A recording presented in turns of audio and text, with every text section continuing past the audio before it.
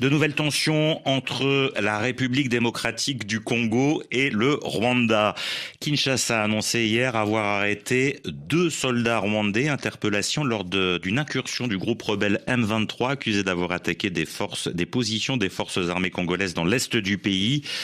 Sébastien Nemeth, selon le Congo, le Rwanda soutient officieusement ce mouvement armé. Kigali le dément. Oui, Nicolas, le Congo accuse le Rwanda de ne pas respecter ses engagements, de ne pas respecter sa parole et même de poignarder la RDC dans le dos, a dit le lieutenant-colonel Constant Ndima Kongba.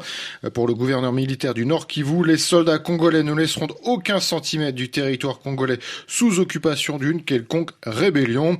Le porte-parole du gouvernement a renchéri. Sur TV5, Patrick Mouyaya a dit qu'il était temps de mettre fin à cette hypocrisie ou cette forme de complicité entre le M23 et le Rwanda.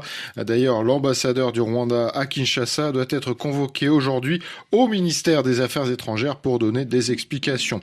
Kigali a réagi énergiquement d'ailleurs à ces déclarations. Le gouverneur de la province de l'Ouest a réfuté catégoriquement.